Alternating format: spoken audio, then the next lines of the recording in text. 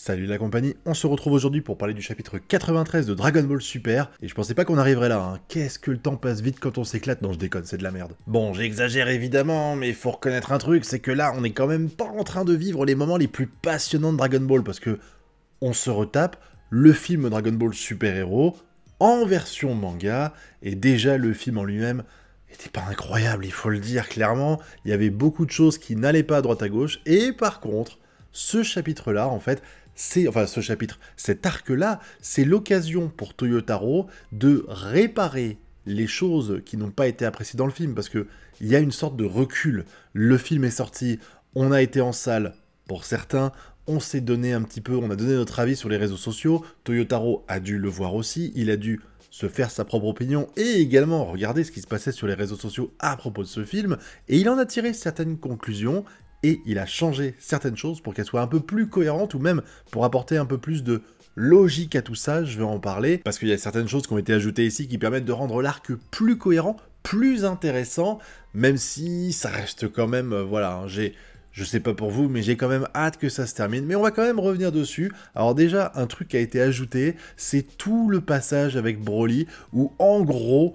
Toyotaro nous fait un résumé de 3-4 pages, pour nous expliquer l'histoire de Broly. Alors, c'est du résumé ultra archi méga rapide. J'en vois limite pas l'intérêt, parce que j'imagine que tout le monde est au courant de l'histoire de Broly, et que même ceux qui étaient pas au courant, ça doit leur faire bizarre de voir Broly ici, mais fallait quand même l'expliquer un petit peu. Donc on a l'histoire avec le roi Vegeta qui le bannit sur la planète Vampa, et puis quelques années plus tard, et ben Freezer revient, on le récupère, il se bat contre Vegeta et Goku, on a besoin de Gogeta pour l'arrêter. Voilà, c'est pour expliquer un petit peu pourquoi aussi il se vénère comme ça, parce qu'on avait fini l'épisode, enfin le chapitre précédent, avec Goku qui se battait contre Broly, et là on a la continuité avec Broly qui commence à péter un peu un boulard, comme ça avait été le cas dans le film d'ailleurs, et Goku qui l'arrête en disant « Oulala, mollo mollo, tu vas détruire la planète », et là on va avoir tout un passage qui a été très polémique à l'époque, parce que il y a un truc que les gens qui veulent cracher sur DBS, et il y a plein de raisons de cracher sur DBS, hein, mais qu'ils aiment bien ressortir en boucle, c'est le fait que Goku est devenu un débile profond dans DBS par rapport à Dragon Ball Z. Alors on va pas refaire le film, j'ai déjà fait des vidéos dessus que je vous invite à voir si vous voulez regarder un petit peu et donner votre avis sur ce sujet qui est intéressant mine de rien, mais je trouve que Goku, il était déjà con dans DBZ pour plein de choses, il l'est aussi pour DBS, pas forcément pour les mêmes raisons et pas forcément avec les mêmes conséquences, mais on avait beaucoup gueulé sur le fait que Vegeta méditait, et que Goku disait mais pourquoi tu médites, ça sert à rien, et là c'est pas expliqué de cette façon là, c'est plus subtil de la part de Toyotaro, on sent qu'il veut rajouter un petit peu de cohérence à tout ça, et c'est cool parce qu'on a Vegeta qui médite, on a Goku qui dit bah tiens, je pensais jamais te voir méditer, ça me fait bizarre, et Vegeta qui a toute une explication qui est intéressante, parce qu'il va dire que les ennemis qu'il a eu jusqu'à présent l'ont toujours battu, et que à chaque fois qu'il se retrouvait dans une situation dans laquelle il était moins fort que les autres, il essaie d'avoir un power-up en se battant, en améliorant en fait son physique, et là il dit maintenant, l'intérêt c'est d'essayer d'aller à l'harmonie. Que le fait de, je cite, attaquer dans un état de relaxation empêche l'adversaire de prédire nos mouvements. Alors, on va pas aller dans le délire, enfin je veux pas non plus aller trop profondément dans son analyse parce que elle est un peu bullshit pour moi. Je veux dire, le fait d'être dans un état de zénitude, je vois pas en quoi ça permet de ne pas prédire les mouvements. Ton corps est en harmonie avec ton esprit, c'est pas pour autant que je saurais pas que quand tu lèves le poing comme ça, c'est pour me le mettre dans la gueule. Et surtout que je trouve que ça fait un peu redondant avec ce qui se passe avec l'Ultra Instinct. Vous me direz ce que vous en pensez, parce que c'est intéressant comme débat, mais l'Ultra Instinct, en fait, c'est quand tu laisses ton corps agir. Alors oui, c'est pas exactement la même définition, mais en gros, tu laisses ton corps agir par réflexe pour frapper, pour esquiver et tout ça, et pour ça, de mon point de vue, ça nécessite un état de relaxation qui est quand même assez profond, et c'était une ligne directrice qu'avait emprunté Dragon Ball Super et que je trouvais intéressant parce que ça changeait un petit peu, et là en fait Vegeta, il est en train de nous dire qu'on l'a pas fait encore. Et moi j'avoue que je suis pas forcément d'accord avec ça, parce que pour moi l'Ultra Instinct c'est justement cet état de relaxation de façon différente, hein. Mais par contre ce qu'il dit à côté c'est intéressant, parce que c'est vrai oui, quand ils sont enragés, et c'est pour moi au moment où ils sont enragés qu'ils sont le moins prévisibles, mais quand ils sont enragés, ben ils dépensent tellement d'énergie, ils sont pas à l'économie, ils utilisent, enfin il y a une perte colossale d'énergie, et c'est sans doute ça qu'il veut empêcher aujourd'hui, en s'entraînant à la fameuse zénitude profonde. Bon, par contre, il y a une phrase qui sort à un moment donné, c'est quand il dit que son corps physique a atteint ses limites. Là, non, faut arrêter de déconner. Ou alors on arrête l'œuvre, parce que je suis pas convaincu que c'est juste en méditant maintenant qu'il va réussir à progresser. Ça fait 20 ans, 30 ans que Vegeta s'entraîne en cassant des gueules, et je pense que même si, oui, il y a besoin de faire une harmonie entre les deux, pourquoi pas, mais de là à dire, bah maintenant, osef de l'entraînement physique, dans ces cas-là, pourquoi après tu te bats avec Goku? Je comprends pas trop l'intérêt, bon petit, pour tester le fait que la méditation t'a apporté quelque chose, mais je suis pas d'accord avec le fait qu'ils ont atteint leur limite physique. Mais je trouve intéressant de revenir là-dessus parce que je pense, hein, et j'ai pu voir vite fait sur les réseaux sociaux les gens réagir au fait que Goku a eu ces têtes un peu genre hein, t'es sûr de toi et tout ça, et les gens ont dit ça y est, à nouveau Goku débile, la preuve ici. Je ne suis pas d'accord. Ce que nous voyons ici, c'est Goku qui réfléchit à la pertinence des arguments de Vegeta pour dire que maintenant il faut s'entraîner que de cette façon-là, parce que c'est comme ça qu'on va évoluer à partir de maintenant. Et je suis pas d'accord avec ça. Et c'est pour ça que Goku, il réagit ainsi. Il réagit pas en se disant mais c'est complètement con de méditer. Il réagit parce que Vegeta explique que maintenant, on a atteint nos limites physiques et qu'il faut impérativement qu'on fasse un entraînement de l'esprit parce qu'il n'y a que ça qui nous permettra d'évoluer, parce qu'il faut réussir à gérer notre état de relaxation et tout ça. Je pense que c'est ça en fait qu'il faut voir. Je crois pas que Goku est en train de dire que c'est de la merde ce que fait Vegeta et que ça ne sert à rien de s'entraîner comme ça. Je pense juste qu'il réfléchit à l'importance de la méditation par rapport à l'entraînement. C'est-à-dire que là où Vegeta t'explique qu'il faut quasiment 99% d'entraînement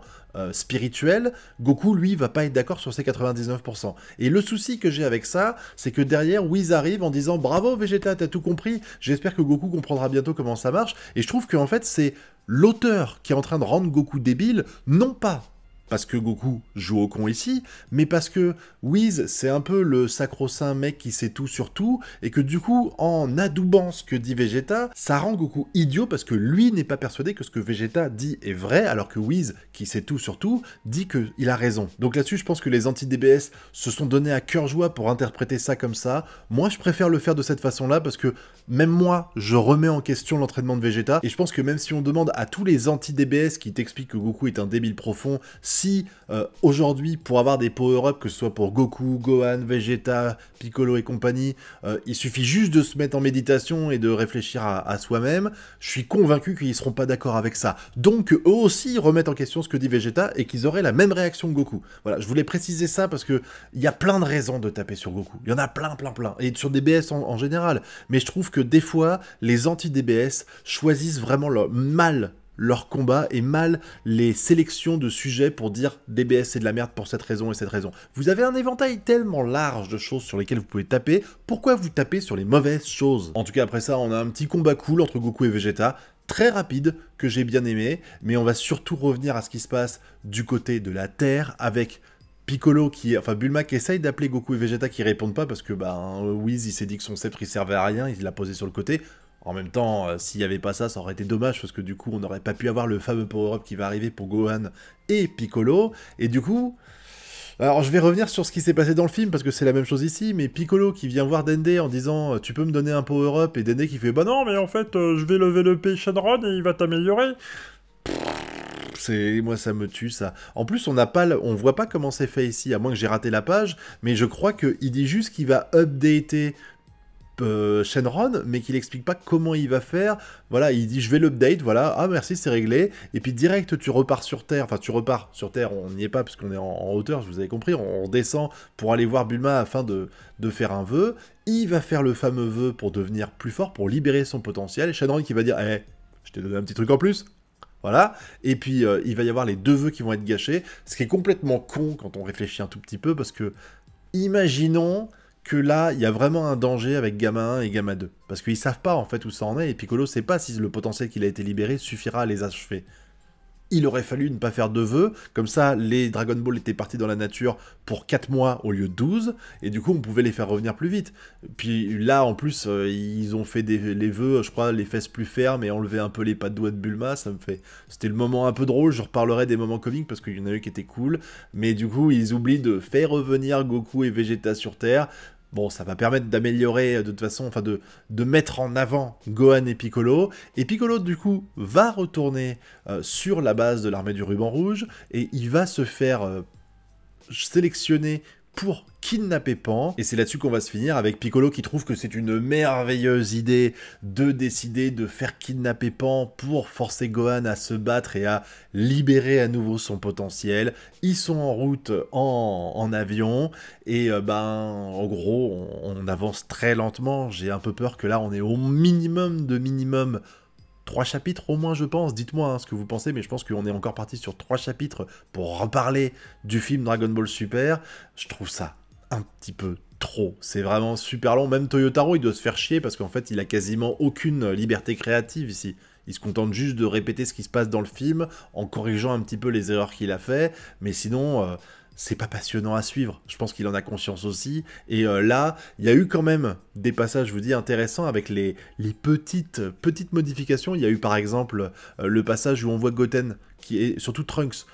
qui écoute la conversation et qui comprend que il se prépare un truc, et qui du coup c'est pour ça qu'ils vont être, parce que plus tard, spoiler alert, oulala, si j'ai besoin de spoil pour le film, et plus tard, ils vont être présents pendant le combat face à Cell et tout ça, et ben on sait pourquoi ils sont là, c'est parce que Trunks a observé ce qui se passait et qu'il a appelé Goten pour qu'il vienne. Bon, par contre, j'aimerais comprendre un truc, c'est qu'on a compris à l'arc précédent que Goten et Trunks n'étaient pas dans la même école, et pourtant ils vont réviser ensemble. Bon, on va dire que c'est parce qu'il y a un examen commun, hein, pourquoi pas, mais c'est vrai que l'excuse de Goten du maman, je vais réviser avec Trunks, c'est compliqué quand t'es pas dans la même école, et en plus ils ont pas le même âge, donc dans l'idée ils sont même pas dans la même classe, enfin au même niveau, donc se dire qu'ils vont réviser ensemble, voilà, pourquoi pas, mais on va passer sur ce détail. Mais il y a eu pas mal de passages aussi qui étaient très rigolos. Bon, c'est redondant avec ce qui s'est passé dans le film, mais quand même, faut en parler. J'ai bien aimé les deux, alors il y a Sheila et l'autre, j'ai oublié son nom, je suis désolé, qui sont sur la planète, après il y a aussi évidemment Broly, mais qui sont sur la planète de Beerus et qui vont du coup être invités un peu forcés, et puis bon, Beerus va accepter que l'un reste parce qu'il fait de la bonne bouffe, et que l'autre reste parce qu'elle est bonasse, et que Beerus il a envie de tremper un petit peu son biscuit. Voilà, c'était rigolo les petits passages comme ça, avec à un moment donné, elle va en cuisine, et lui il rade, je viens avec toi, avec Whis qui fait, ah, qu'est-ce qui se passe? Il y a le passage où Sheila dit qu'il n'y a pas grand chose à piquer sur cette planète, et puis elle a un sac rempli de trésors, le truc où on voit Broly qui se bat, et enfin Beerus qui fait, mais qu'est-ce que tu fais? Pourquoi tu l'as amené ici? Voilà, il y a eu des moments qui m'ont fait sourire, voilà. Au final, ce chapitre-là, je trouve que, encore une fois, scénaristiquement parlant, il vaut rien, parce que, je suis désolé de le dire, mais Dragon Ball Super Super Hero, malgré tous les gens qui veulent absolument le mettre devant Broly, pour une raison que j'ignore, le scénario tient sur un timbre-poste, tout comme Broly, il n'y a pas de souci, Broly je le mets dans le même panier, mais c'est juste que on peut pas m'encenser le scénario de Super Hero, sans déconner, c'est un peu compliqué, donc là, on répète en fait le scénario qui est vraiment limite de super-héros, parce que, encore une fois, c'était un film de 1h30, alors que d'habitude, on a quand même des mangas qui font des histoires qui demandent plusieurs dizaines d'heures, des fois, pour clôturer un arc, donc là, c'est super court, c'est super rushé, mais globalement les dessins étaient réussis. J'aime beaucoup les expressions faciales de Goku, alors je sais que les gens vont dire que c'est pour qu'il passe pour un con, mais moi je les ai bien aimés, je vais pas me plaindre. Le combat avec Vegeta et Goku, il était très rapide, il y avait très peu en plus de fond, j'ai envie de dire, il y avait beaucoup de traits, ça c'est un truc que fait souvent Toyotaro, ne pas mettre vraiment de décor et juste mettre des traits pour montrer un peu l'action en soi, ça me choque pas, et puis j'ai bien aimé les voir se battre, même si c'était pas non plus ouf gueudin. Broly qui est là, elle a regardé, genre, comme avec des étoiles dans les yeux, il regarde deux stars qui se battent, il est là, ah, j'ai trouvé ça vraiment bien fait. Donc sincèrement, ce chapitre-là, c'était pas non plus un truc de fou, parce que c'est du scénario moyen, réchauffé à nouveau, donc c'était pas transcendant. Mais Toyotaro a réussi à rendre ça sympa. On va utiliser ce mot-là, c'était sympa. En gros, si tu dois le noter, tu lui mettras pas sous la moyenne, on lui mettra un petit 10, quoi. Voilà, il y a eu ce qu'il fallait. Il y a eu ce qu'il fallait, compte tenu de ce qu'il était, des contraintes qu'il avait, Toyotaro, vis-à-vis de tout ça. Et maintenant, je suis curieux de savoir les ajouts qu'il va faire à droite à gauche pour la suite de tout ça, parce que il y a beaucoup de combats qui vont arriver. J'espère qu'il va retravailler certaines choses que j'ai vraiment pas aimées du film. Ça, on le saura sans doute dès le mois prochain, donc rendez-vous dans un mois pour juger le chapitre 94, voilà. En attendant, n'hésitez pas à me dire ce que vous avez pensé de ce chapitre-là dans la zone commentaire. Et puis n'oubliez pas le classique pouce bleu, abonnement et partage. Et nous on se retrouve bientôt pour de prochaines vidéos. Tchuss!